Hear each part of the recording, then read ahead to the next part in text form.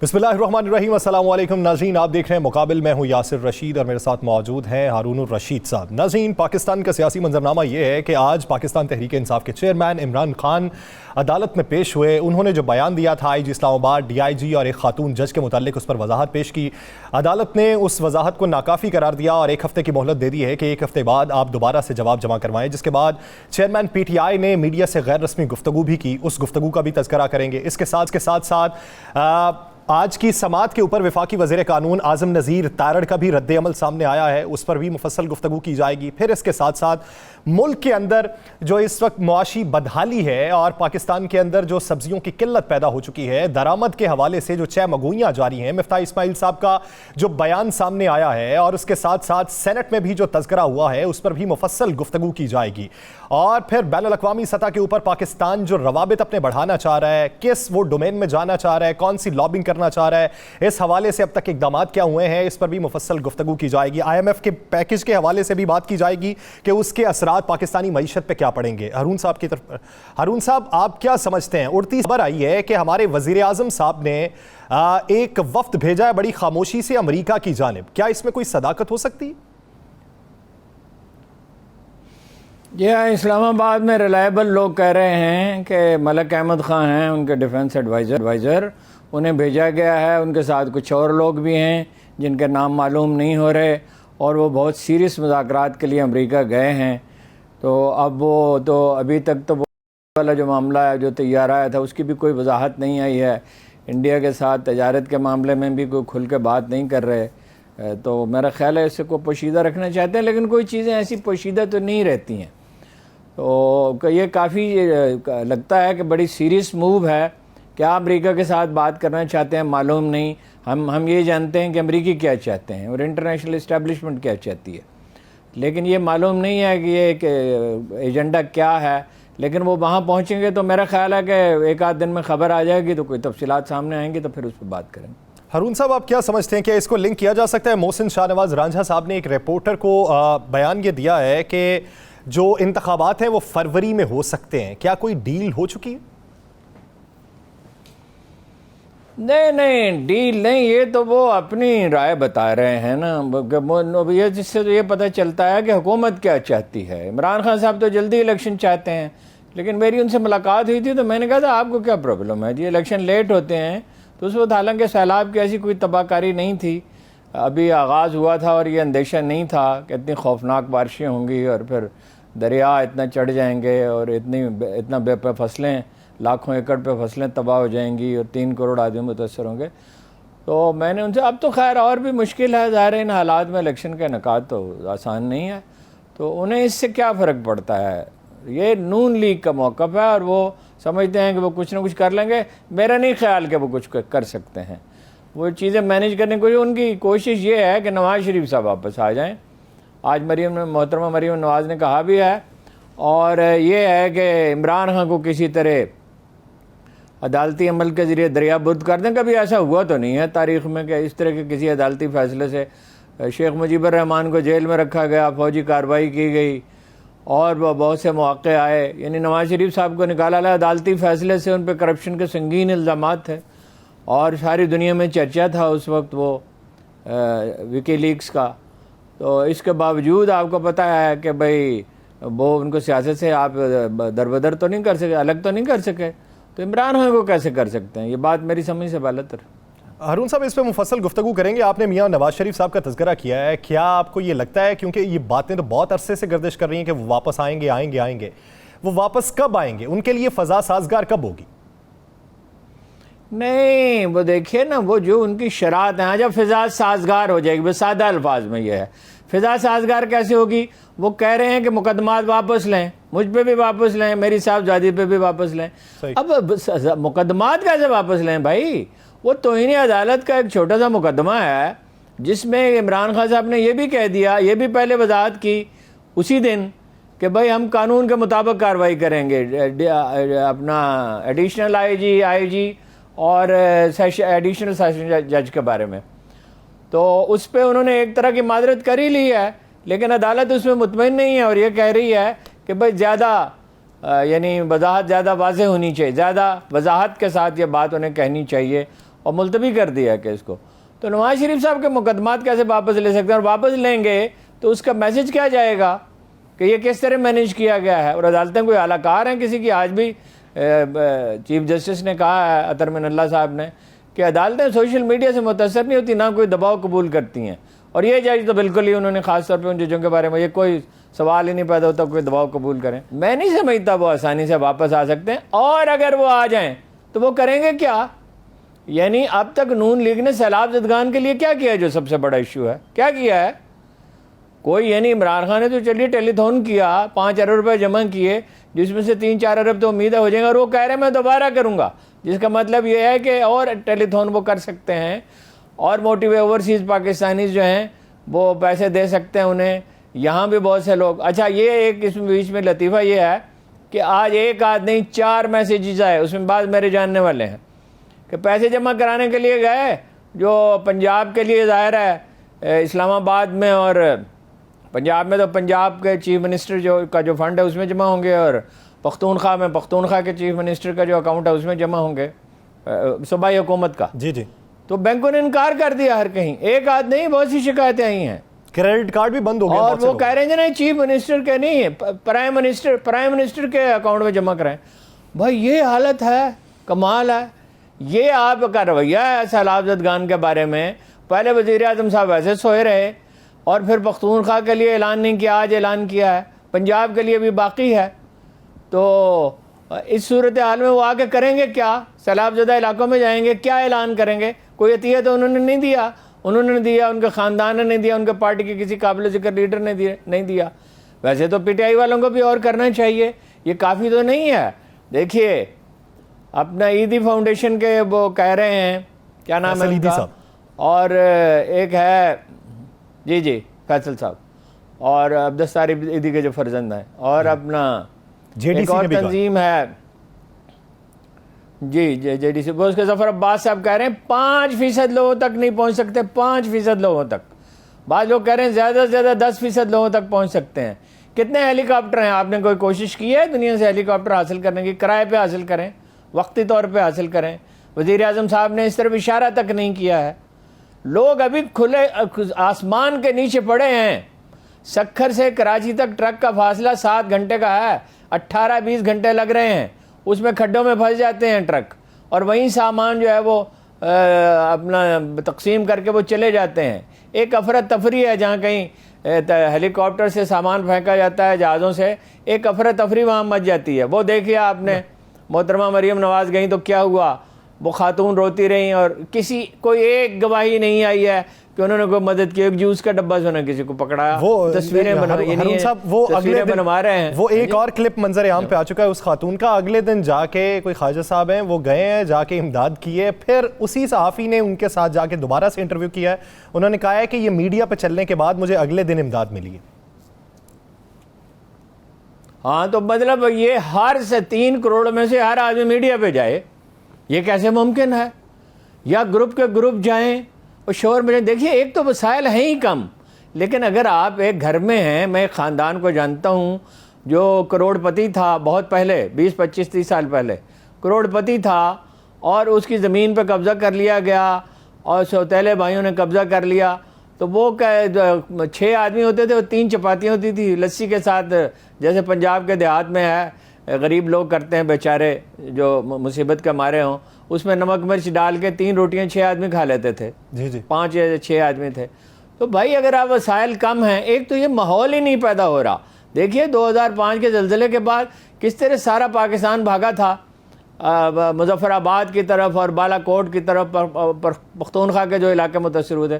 وہ صورتحال نہیں پیدا ہو رہی ہے, حکومت پہ اعتماد ہی نہیں ہے, حکومت اس اعتماد میں مزید کمی لا رہی ہے.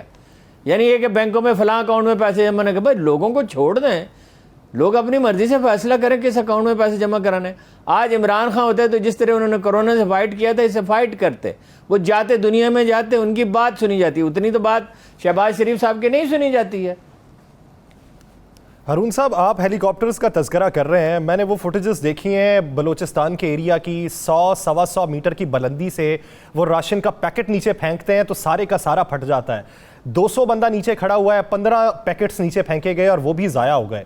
تو اس طرح تقسیم کس طریقے سے کی جا سکے گی؟ نہیں ظاہر ہے نہیں کی جا سکتی, بہت مشکلات ہیں. اور وہ جشن منا رہے ہیں پیپلز پارٹی والے سوشل میڈیا پہ کہ 130 ارب روپے. 130 ارب روپے سے کیا ہوتا ہے؟ احسن اقبال صاحب کا بیان ہے کہ $10 بلین چاہیے, جو بعد میں تفصیلات ہیں اسے اندازہ $15-20 بلین چاہیے. اور وہ ظاہر ہے ساری دنیا سے نہیں, اوورسیز پاکستانی اس کو موٹیویٹ کرنا پڑے گا. یہاں جو ہیں لوگ خاص طور پہ کراچی کا بزنس مین, فیصل آباد کا, سیالکوٹ کا, لاہور کا, گجرات کا, گجرانوالہ کا, ملتان کا, جہاں کہیں ہیں بزنس مین, ان کو موٹیویٹ کرنا پڑے گا. افغانستان کے لیے اتنی زبردست مہم چلائی گئی تھی خاموشی کے ساتھ, اور ہر کہیں تاجروں کو موٹیویٹ کیا تھا, اپنے طور پہ لوگ کر رہے ہیں, لیکن وہ کیفیت نہیں پیدا ہو رہی کہ پوری قوم. دیکھیے کوئی مثال ہی نہیں ہے اتنے بڑے المیہ کی. یا تو 47 میں جو قتل عام ہوا تھا, لیکن اس وقت وسائل موجود تھے, آپ کو حیرت ہوگی, وسائل اس طرح موجود تھے کہ یہاں جو جائیدادیں چھوڑ کے گئے تھے, اس علاقے سے لوگ انڈیا گئے تھے, وہ 22 ارب روپے کی تھیں, یعنی $8 بلین سے زیادہ کی. 3 کروڑ کی تو کل آبادی تھی, مائیگریٹ کرنے والے 1 ملین سے کچھ زیادہ تھے, یا شاید اس سے کچھ زیادہ ہوں. اور وہ جائیدادیں ان میں تقسیم کہیں گھر وہ انہیں دے دیے گئے. وہ صورتحال ہے. یا مشرقی پاکستان میں ہوا تھا 1970 میں, سائیکلون آیا تھا, 10 لاکھ آدمی مر گئے تھے, اس کے بھی بہت برے اثرات ہوئے تھے. یہاں سے اتنی مدد نہیں پہنچی تھی جتنی عام طور پہ جاتی تھی, لوگ الیکشن میں لگے ہوئے تھے. جو فرسٹ پرائرٹی ہوتی ہے اس پہ توجہ دینی ہوتی ہے, اس پہ تو کوئی توجہ نہیں دے رہا. نواز شریف صاحب نے حکم دے دیا جی, پارٹی حکم کیا دے دیا ہے؟ نواز شریف صاحب ٹیلی تھون کریں نا. اگر وہ ٹیلی ویژن پہ خطاب فرما سکتے ہیں قوم سے, تو ٹیلی تھون بھی کر سکتے ہیں. بزنس کمیونٹی میں اب بھی ان کے بہت گہرے اثرات ہیں, وہ روپے جمع کریں, کمیٹیاں بنائیں, ہر شہر میں مسلم لیگیوں سے کہیں, اور خان صاحب کو بھی یہی کرنا چاہیے. وہ جو اصل کام ہے اس پہ تو توجہ نہیں دے رہے, تو آگے کریں گے کیا؟ وہ جلسے کہاں کریں گے؟ پریس کانفرنسیں کریں گے, ٹیلی ویژن پہ جائیں گے, اس کی بھی مطلب قانونی طور پہ اجازت نہیں ہے, اجازت لینی پڑے گی. لیکن ایک دفعہ تو خلاف ورزی انہوں نے کر لی, مگر کتنی دفعہ کریں کہ کوئی عدالت اس کا نوٹس لے سکتی ہے. ہارون صاحب آپ کیا سمجھتے ہیں؟ آسانی سے نہیں آ سکتے وہ. جی 5 ارب ایک طرف اکٹھا ہونے کے دعویٰ ہوا تو اس پہ بہت واویلا مچایا گیا. اتنی خطیر رقم کو آپ کہاں خرچ کریں گے ہمیں بتائیں. اب یہ جو 131 ارب ہے, اس کی شفافیت کو کیسے ممکن خطیر رقم کہاں ہے؟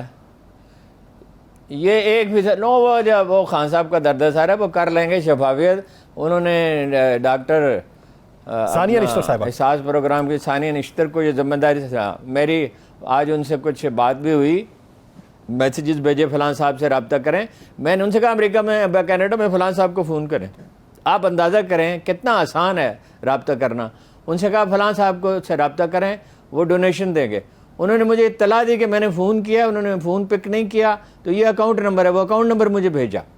صحیح کہ کیا یہ کافی ہے یا میں دوبارہ ان کو فون کروں؟ دیکھیے جو انہوں نے جو سسٹم بہترین ان حالات میں بنایا جا سکتا وہ بنا دیا, اور اس کی مانیٹرنگ کریں گے. ان کا شوکت خانم کا تجربہ ہے, نمل کالج کا تجربہ ہے, اور یہ جو بھی یہ اپنا زلزلے کے میں بھی انہوں نے بہت سا کام کیا تھا. عمران خان فاؤنڈیشن نے اور مواقع پہ کیا, بلوچستان میں کیا ہے, کئی مواقع پہ کیا ہے. سر میں 131 ارب کی بات کر رہا ہوں, وہ کیسے تقسیم کریں گے؟ شفافیت ان کا درد سر ہے نا, یہ نون لیگ کا درد سر تو نہیں ہے, نہ سوشل میڈیا کا درد سر ہے. ہاں کہیں کوئی کمی نظر آئے, کوئی خامی نظر آئے, تو وہ تو بہت ڈاکٹر ثانیہ نشتر کا مزاج جو ہے. میں گیا خود ان کے دفتر, ان سے تفصیل پوچھی, انہوں نے کہا نہیں ایک لمبی بریفنگ کی ضرورت ہوگی, آپ وقت نکال کر آئیں. اور جب بھی ان سے بات کی جاتی ہے تو وہ وضاحت کرتی ہیں, رہنمائی کرتی ہیں. 9 لاکھ آدمی انہوں نے, شفافیت اور کس کو کہتے ہیں؟ بے نظیر انکم سپورٹ پروگرام میں 9 لاکھ جو غیر مستحق لوگ تھے ان کو نکال پھینکا تھا انہوں نے. اور کیا بندوبست ہو سکتا ہے؟ آدمی رکھے جاتے ہیں نا, ڈھنگ کے آدمی جو پروفیشنلی اسٹرانگ ہوں, اپنے کام کی نوعیت اور ذمہ داری, احساس و ذمہ داری ہو, جن کی دیانت اور امانت پہ بھروسہ کیا جا سکتا ہو, اور جن میں لچک ہو, انکسار ہو, جو لوگوں میں گھل مل سکیں, جب چاہیں لوگ ان سے مل سکیں. تو یہی کیا جا سکتا ہے شفافیت کے لیے, اور کیا کیا جائے. میں ڈاکٹر ثانیہ نشتر صاحبہ کی استعداد کار کے اوپر بالکل بھی اعتراض نہیں کرتا. میں بات کر رہا ہوں 131 ارب جنہوں نے تقسیم کرنا ہے, ان کی شفافیت کیا ہوگی؟ وہ تو جی جب تقسیم ہوں گے پتہ چلے گا. وہ تو کوئی یقین سے کچھ نہیں کہا جا سکتا. وہ تو جب روپیہ آئے گا, کس شکل میں آتا ہے, نقد پیسہ آتا ہے, اشیاء آتی ہیں. زیادہ تو دیکھیے نہیں, اس وقت خیموں کی ضرورت ہے. خیمے اگر آتے ہیں, لوگوں کو مل جاتے ہیں, پینے کا پانی نہیں ہے. راشن کا چیف صاحب نے کل کہا، جنرل باجوہ صاحب نے، کہ راشن کا اتنا مسئلہ نہیں، بھائی راشن پہنچانے کا مسئلہ تو ہے نا، اور راشن کی کمی ہونے والی ہے۔ دیکھیے گندم کی فصل جو ہے ان حالات میں کیا کاشت ہوگی، اور آلو کی فصل کیا کاشت ہوگی، چاول کی فصل کافی متاثر ہوئی ہے۔ پہلے میرا خیال تھا کہ اتنی نہیں متاثر ہوئی، بارشوں سے چاول کی فصل، گنے کی 50% متاثر ہو گئی ہے۔ تو یہ پرابلم تو بہت ہوگا، اور یہ پاکستان کا کیا، ساری دنیا کا مسئلہ ہے یوکرین کی جنگ کی وجہ سے، پہلے ہی مسئلہ تھا۔ ہارون صاحب، دنیا بھر سے امداد آئی، آپ کیا سمجھتے ہیں ہمارا ہمسایہ ملک چائنا، اس سے جو امداد پاکستان کو موصول ہونے کا دعویٰ کیا گیا، وہ ہماری دوستی کو دیکھتے ہوئے آپ سمجھتے ہیں کہ بالکل ٹھیک ہے؟ نہیں، ایسا لگتا ہے کہ چینی حکومت مطمئن نہیں ہے۔ دیکھیے اس کے شواہد بھی سامنے ہیں ہمارے، مثلا پہلے انہوں نے ایک تصویر جاری کی عمران خان کی، چینی سفارت خانے کو کیا ضرورت تھی تصویر جاری کرنے کی؟ مولانا طارق جمیل کے ساتھ ان کی تصویر جاری کی۔ پھر جب احسن اقبال یہ کہتے رہے مسلسل کہ عمران خان نے چین کے ساتھ تعلقات بگاڑے ہیں اور ان کے دور میں سی پیک پہ کام نہیں ہوا، تو چینی کونسل جنرل نے وضاحت کی کہ ایسا نہیں ہے، ایسا بالکل نہیں ہے، اور ان کے دور میں کام متاثر نہیں ہوا ہے۔ یہ ایگزیکٹ الفاظ نہیں ہے، مگر یہ بالکل واضح یہ مفہوم تھا۔ تو یہ ظاہر ہے کہ وہ خوش تو نہیں ہے اس صورتحال پہ، اور جس طرح خاموشی سے وفد امریکہ جا رہے ہیں اور جس طرح انڈیا کے ساتھ تجارت ہو رہی ہے، اس کی بھی میں کوئی تفصیل آپ کو بتاتا ہوں۔ تو آلریڈی ہو رہی ہے۔ تو وہ دیکھیے نا، آپ یہ خفیہ طور پہ کیوں کرتے ہیں؟ میں یہ نہیں کہہ رہا کہ انڈیا سے آلو اور ٹماٹر نہ منگوائیں۔ تائیوان اور چین کے درمیان تجارت ہو رہی ہے، چین کی فوج 80,000 پڑی ہوئی ہے ان کے بارڈر پہ، لداخ والے، اس کے باوجود چین اور انڈیا میں تجارت ہو رہی ہے۔ اگر ضرورت ہے، اول تو مجھے حیرت ہے کہ یہ قوم ٹماٹر کے بغیر نہیں رہ سکتی، کمال ہے یار۔ بھائی ٹماٹر اتنے مہنگے مت کھائیں، یہ ٹماٹر تو کوئی 50-60 سال ہوئے رائج ہوئے ہیں، یہ تو کھانے میں ڈالے ہی نہیں جاتے تھے، یہ تو پھل ہے، سبزی تو نہیں ہے۔ یہ تو بر صغیر میں ہزاروں برس سے لوگ کھانا نہیں کھا رہے، تو ٹماٹر تو ڈالے ہی نہیں جاتے تھے، شاہی دسترخوانوں میں بھی نہیں تھے ہی نہیں، جب موجود ہی نہیں تھے۔ اور آلو کو بھی انٹروڈیوس ہوئے کتنا عرصہ ہوا جی؟ 150-200 سال کا عرصہ ہوا ہے۔ اس سے پہلے آلو کا کوئی وجود نہیں تھا، امریکہ سے یہ آئے برطانیہ میں، اور پھر وہاں سے یہاں پہنچے۔ تو بھائی اس کا متبادل سوچنا چاہیے، لیکن بہرحال یہ قوم کا ایک مزاج ہے آسودگی کا، تو وہ وقتی طور پہ منگوانے میں کوئی حرج نہیں ہے۔ میں آپ کو وہ بتا دیتا ہوں جو تفصیل ہے، آلریڈی تجارت ہو رہی ہے۔ عارف بہار صاحب ایک بڑے سیریس اخبار نویس ہیں، انہوں نے اس پہ ایک ویلاگ کیا، میں نے پھر ان سے رابطہ کیا، مظفر آباد میں ہیں وہ، انڈیا کی صورتحال پہ نظر رکھتے ہیں، کیونکہ اس میں بنیادی سوال یہ ہے کہ کشمیریوں کی حوصلہ شکنی ہوگی، آپ کو انہیں ہمیشہ اعتماد میں لینا چاہیے جو بھی اقدام کریں۔ تجارت آلریڈی ہو رہی ہے، صرف آلو اور ٹماٹر نہیں آئے ابھی، اس کے لیے جی ہو رہی ہے۔ بزنس اسٹینڈرڈ ایک انڈیا کا اخبار ہے، اس نے تفصیل چھاپی ہے، $214 ملین کا سامان ہم نے منگوایا ہے انڈیا سے، اور انڈیا نے منگوایا 17 ملین کا۔ یہی بنیادی سوال ہے۔ مجھے یاد ہے ایک زمانے میں 10-15 سال پہلے تجارت کی بڑی بات ہو رہی تھی، تو ایک بسم اللہ گروپ آف انڈسٹریز ہے، اس کے وحید صاحب ہیں، بڑے بزنس مین ہیں اور بڑے متحرک ہیں، تو انہوں نے بتایا کہ جی وہ بڑا جناب آپشن ہو گیا ہے، کھل گیا ہے، اور بڑی اچھی صورتحال ہے پاکستانی ٹیکسٹائل کے لیے۔ اور ایک بزنس مین آیا تھا انڈیا، سکھ بزنس مین آیا تھا انڈیا سے، اس نے کہا جتنا سامان آپ بھیج سکتے ہیں بھیجیں، مگر کوئی نہیں بھیجا گیا۔ وہ ڈسکریج کرتے ہیں انڈینز کو، اتنا عدم توازن تو نہیں ہونا چاہیے نا۔ یہ ہماری ایک تجارتی لابی ہے، تجارت اگر ہو تو وہاں پارلیمنٹ میں اس پہ بحث ہونی چاہیے، قوم کو اعتماد میں لیں۔ لیکن ہارون صاحب آپ یہ وفد بھیج رہے ہیں، آپ یہ دیکھیے کہ اگر ایسی اطلاعات ہیں تو پھر سینٹ کے اندر سینیٹر پلوشا خان اٹھ کے وضاحت مانگتی ہیں کہ ابھی تک اس پہ غور کیوں نہیں کیا گیا۔ نوید قمر صاحب کہتے ہیں تمام سٹیک ہولڈر سے مل کے کریں گے، یہ اس سے پہلے ہی تجارت چل رہی۔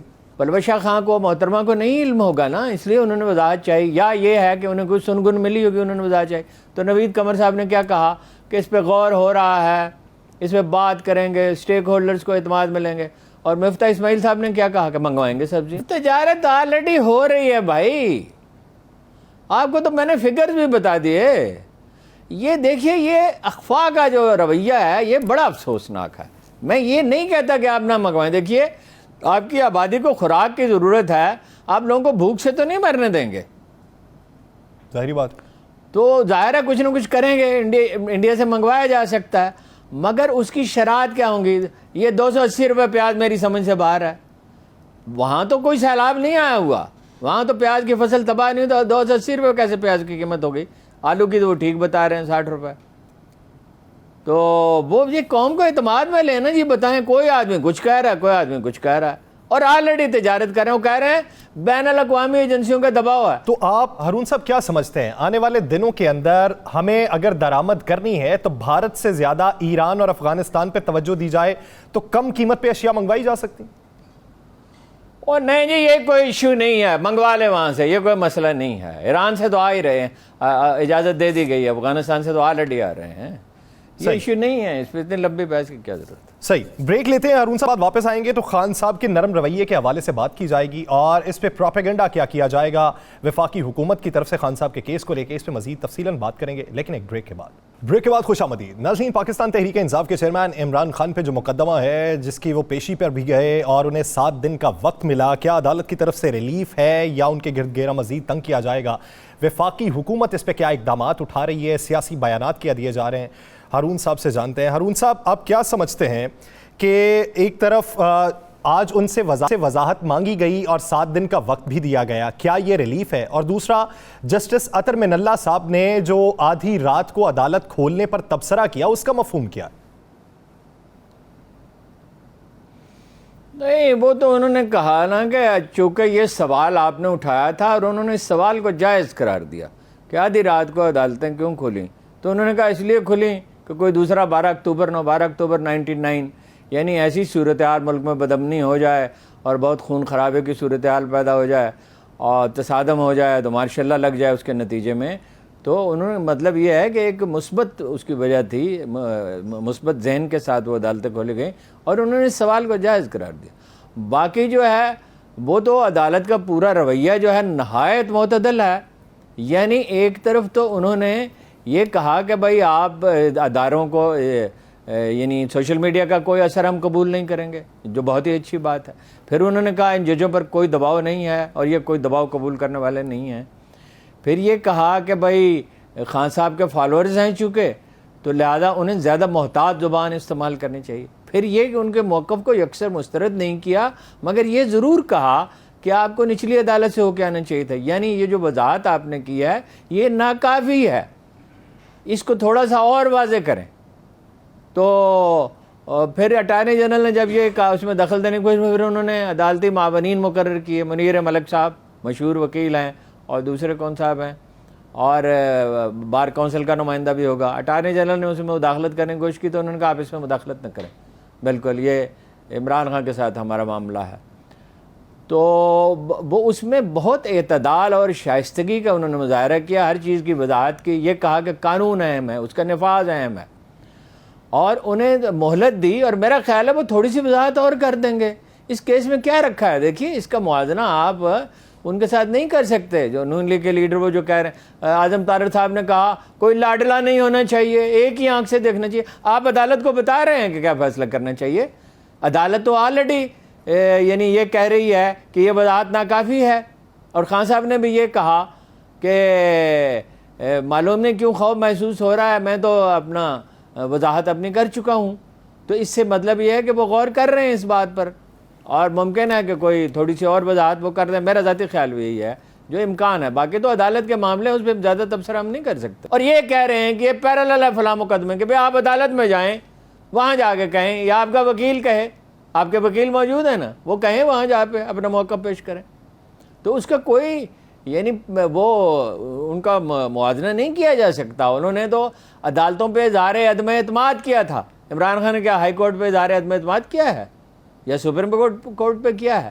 اور نواز شریف صاحب تو پوری تحریک لے کے چلے تھے, اور کہ مجھے کیوں نکالا, 5 آدمیوں کو کیا حق ہے؟ بھائی 5 آدمیوں کی عدالت ہوتی ہے بھائی, تو 1 آدمی کی بھی عدالت ہی ہوتی ہے, 2 ججوں کی عدالت بھی عدالت ہوتی ہے. اور یہ چند جج کیسے فیصلہ کر سکتے ہیں؟ اور کس طرح کے نعرے لگتے تھے ان کے جلسوں میں, وہ بات انہوں نے نہیں کہی. جو کہا وہ نہیں کہنا چاہیے تھا. اور سوشل میڈیا پہ پی ٹی آئی کے جو لوگ کہتے ہیں وہ انہیں بالکل نہیں کہنا چاہیے, اور جو نون لیگ والے کہتے ہیں وہ بالکل نہیں کہنا چاہیے. سوشل میڈیا پہ فیصلے ہوں گے قانونی معاملات کے, کتنی افسوسناک صورتحال ہے. اور اس پہ وزیر قانون ایک سوشل میڈیا جو یوٹیوبر ہے اس کی زبان میں گفتگو کر رہے ہیں. انہیں تو میرا خیال ہے طلب کیا جانا چاہیے عدالت میں کہ آپ کیوں دباؤ ڈالنے کی کوشش کر رہے ہیں. ہارون صاحب آپ سمجھتے ہیں کہ خان صاحب کا رویہ اور لہجہ اس کے بعد نرم ہو جائے گا؟ نہیں، نرم ہے آلریڈی، ہو کیا جائے گا، ہونا ہی چاہیے. عدالتوں کے ساتھ کون لڑ سکتا ہے؟ میڈیا اور عدالتوں کے ساتھ کون لڑ سکتا ہے؟ لیکن یہ کمال حکومت ہے. ایک اخبار نویس کو، ایک مشہور نامور اخبار نویس کو، نیک نام اخبار نویس کو نکلوا دیا ایک ادارے سے. اتنا پریشر ڈالا ہے ان پہ، تو اس سے کیا وہ ڈوب جائے گا؟ جہاں میں اہل ایمان صورت خورشید جیتے ہیں، ادھر ڈوبے ادھر نکلے، ادھر نکلے ادھر ڈوبے ادھر نکلے. اس طرح کو صحافت جرنلزم سے، اپنا میڈیا سے اور عدالتوں سے کوئی نہیں لڑ سکتا. اگر کوئی لڑتا ہے تو وہ حماقت کا ارتکاب کرتا ہے، وہ اپنا نقصان کرے گا. عدالتوں کو نہیں اپنا آپ زیر کر سکتے، نہ آپ میڈیا کو کر سکتے ہیں.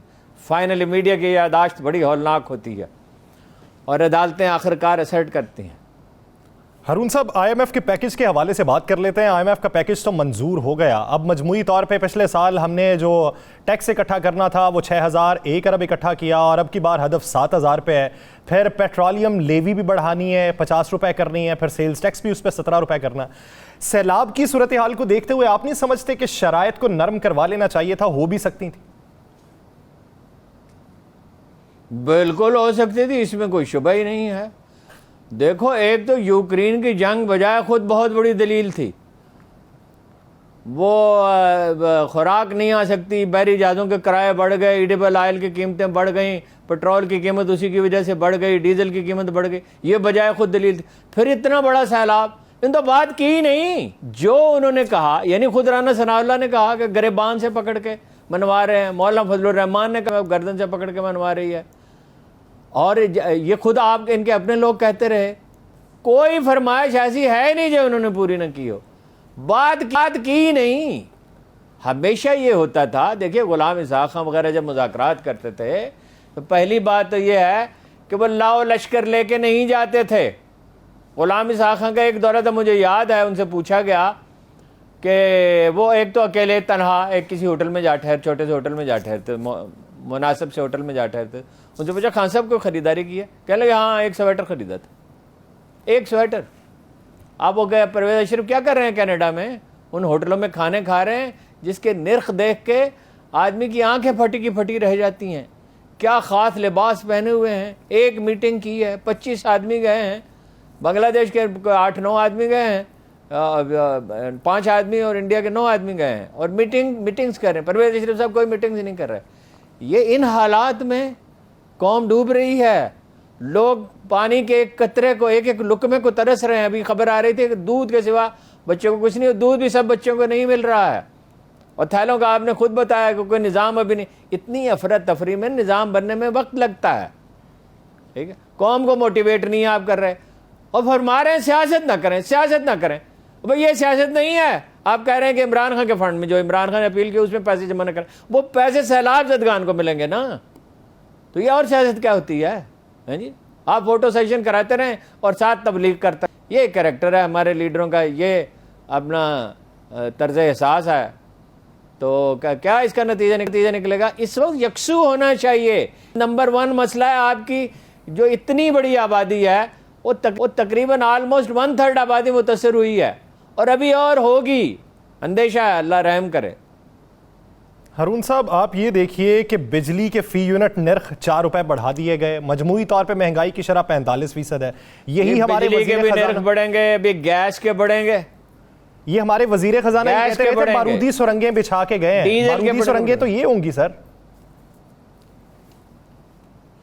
نہیں، وہ تو دیکھیے نا، اعتراض یہ تھا، کسی حد تک جائز بھی تھا کہ اتنی قیمت کم نہیں کرنی چاہیے تھی، لیکن انہوں نے سوچا اس وقت سیاسی طور پہ بہت دباؤ تھا، ریلیف دینا چاہیے. میرا خیال ہے نہیں کم کرنا چاہیے تھا. لیکن یہ ہے کہ یہ تو بالکل آنکھیں بند کر کے، کوئی 50 لاکھ سے زیادہ آدمی ہیں، کل بھی میں نے عرض کیا تھا، جو ٹیکس نہیں دے رہے.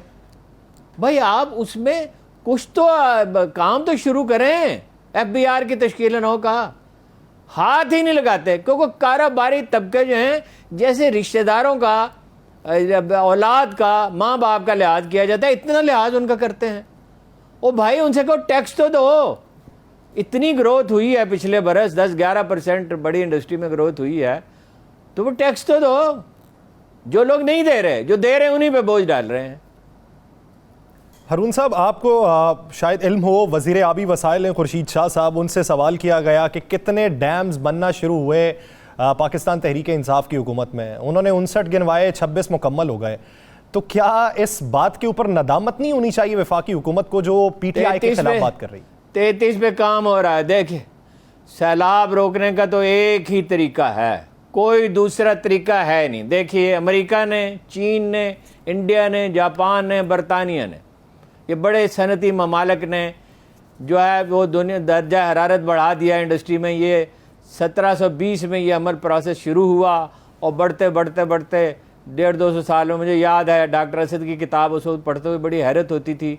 انہوں نے لکھا تھا آج سے کوئی 60-70 برس پہلے کہ وہ جو قرآن کریم کی آیت ہے, ظاہر الفساد فی البر والبحر, بحر و بر میں فساد ظاہر ہو گیا اور یہ انسان کے اپنے ہاتھوں کی کمائی ہے. تو انہوں نے لکھا تھا کہ یہ پولوشن ہے, پولوشن, اور اس سے بنی. اس وقت بڑی حیرت ہوئی کہ ڈاکٹر اسد صاحب نے یہ نکتہ کہا. اس وقت یہ ایشو تھا ہی نہیں دنیا میں. دیکھیے ایک بڑا دماغ کس طرح سوچتا ہے. یہ انڈسٹریلائزیشن شروع ہوئی دنیا میں اور اس کے بعد یہ ہے, اور اس کی قیمت ہم ادا کر رہے ہیں. ذمہ دار اس کے وہ صنعتی ممالک ہیں. صحیح. تو آپ دنیا کے پاس جائیں, آپ کا ایک مقدمہ ہے اور دنیا کہہ رہی ہے. یہ میں نے بھی ظاہر ہے غالباً CNN پہ سنا یہ تو, یا کسی اور انٹرنیشنل چینل پہ. سر بہت سے پاکستان بھگت رہا ہے, قصوروار یہ ہیں. اچھا آپ دنیا کے پاس جائیں کہ بھائی صاحب آپ کی وجہ سے یہ صورتحال پیدا ہوئی, یہ گیسز پیدا ہوئیں, اس کی وجہ سے موسمیاتی تبدیلی. دنیا میں سب سے زیادہ گلیشیئر پاکستان میں ہیں, سب سے زیادہ 7200 کہتے ہیں, اور وہ ظاہر میلٹ ہو رہے ہیں. 15 سال پہلے میں نے لکھا تھا کہ یہ 75 سال میں میلٹ ہو کے ختم ہو جائیں گے. ظاہر ہے مجھے محکمہ موسمیات والوں نے بتایا تھا, حفیظ صاحب ہوتے تھے ڈائریکٹر, بڑے لائق آدمی تھے. صحیح. تو بھائی آپ کو یہ سوچنا چاہیے نا, عطا آباد کی جھیل بن گئی, گلیشیئر کھسک رہے ہیں, یہ سارا پیٹرن ہی بدل گیا. یہ تو بارشیں ہوتی تھی ہمارے شمال میں, وہاں سے وسطی پنجاب میں آ گئیں, اور کراچی میں اور بلوچستان میں اور انٹیریئر سندھ میں, انٹیریئر بلوچستان میں, اپنا یہ اپنا ہمارے کچھ شمالی علاقوں میں بھی بڑھ گئیں. 5 جگہ پہ یہ بارشوں کا سلسلہ جو ہے غیر متوقع, یہ ہوتا رہتا ہے دنیا میں, پہلی دفعہ نہیں ہوا. پاکستان کو اس پہ مقدمہ لڑنا چاہیے. ہارون صاحب بریک لینی ہے, بریک کے بعد واپس آتے ہیں تو پھر اس پہ مفصل گفتگو اور بھی ہے. ناظرین ایک بریک لیں گے, بریک کے بعد واپس آئیں گے, اسی منظرنامے میں مزید بھی بات کریں گے, کہیں نہیں جائے گا. بریک کے بعد خوش آمدید. ناظرین بین الاقوامی منظرنامے میں بھی بات کریں گے, افغانستان کی موجودہ صورتحال, روس کے مستقبل کے لاہ عمل کے حوالے سے بھی بات کی جائے گی. ہارون صاحب سے ایک بات کا تذکرہ کرنا ہے. ہارون صاحب آپ کیا سمجھتے ہیں 6 ستمبر کو پاک فوج کے شعبہ تعلقات عامہ ISPR کی جانب سے بیان جاری ہوا ہے کہ جو تقریب تھی وہ سیلاب کی وجہ سے منسوخ کر دی گئی ہے, منسوخ کرنا چاہیے تھی؟ نہیں, وہ ٹھیک ہے, منسوخ نہیں کرنی چاہیے تھی, اس لیے کہ قوموں کو موٹیویشن کی ضرورت ہوتی ہے. اس میں جذبہ تو یہی ہے کہ سیلاب ساری یکسوئی ہو سیلاب زدگان کی مدد کے لیے. بس اس کو محدود کر دیتے, تھوڑے وقت کے لیے کر دیتے, مگر اس کا شہیدوں کا ذکر جاری رہنا چاہیے. یاد رکھیے, اہل علم کے وارث ہوں یا نہ ہوں, اور اہل ثروت کے وارث ہوں یا نہ ہوں, اہل شہیدوں کے وارث ہوتے ہیں ہمیشہ. اس میں کوئی استثناء, شہید جو ہے ان کی دائمی حیات, اس سے موٹیویشن ہوتی ہے. اس کو سادہ کرتے ہیں مگر میرا خیال ہے منسوخ نہ کرتے. منسوخ نہیں کرنا چاہیے تھا, تذکرہ ہوتا رہنا چاہیے شہداء کا. ہارون صاحب افغانستان میں امریکی فوج کے انخلاء کو 1 سال مکمل ہو گیا. کیا سمجھتے ہیں کہ افغان طالبان کا جو انقلاب ہے, یہ انقلاب مستقبل اس کا کیا ہوگا؟ دیکھیے جی, انہیں اپنا رویہ تبدیل کرنا ہوگا. ایک تو ان کے اپنے محدود تصورات ہیں ایک خاص مکتب فکر کے, اس کے اندر وہ قید ہیں. دوسرا یہ ہے کہ ایک خاص نسل کی بالا طریقہ ہے جو ان میں ہمیشہ رہا ہے.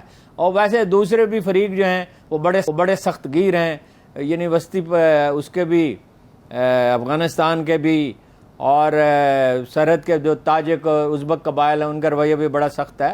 سب کو اپنے رویے میں نرمی, حکومت سب کے لیے ہوتی ہے, کسی ایک مکتب فکر کے لیے نہیں ہوتی.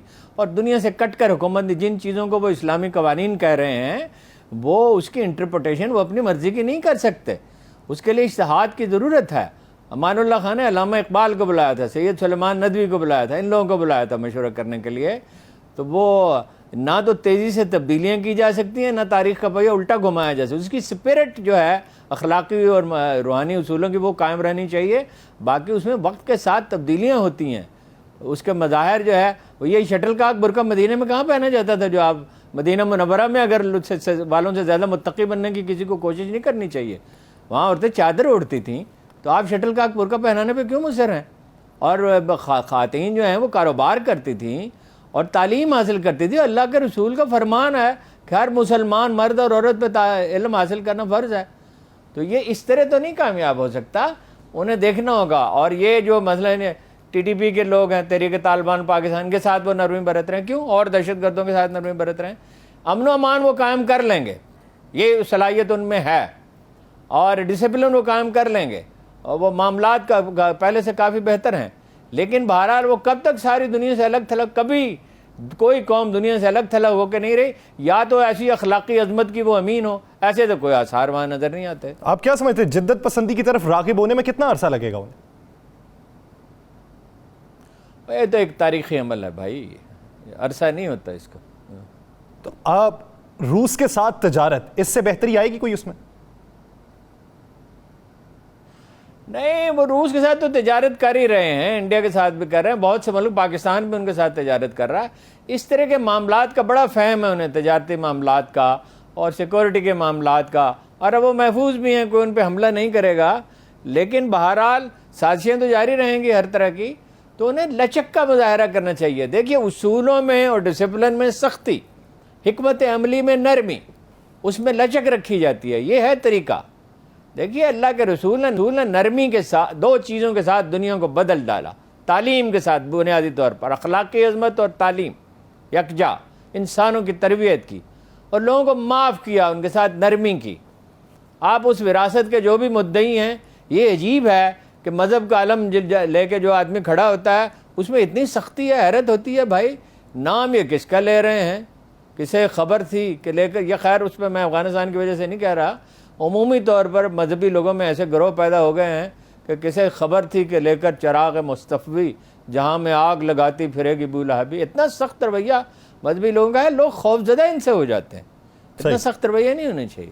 ہارون صاحب, سوویت یونین کے سابق صدر رہے گورباچوف, وہ انتقال کر گئے.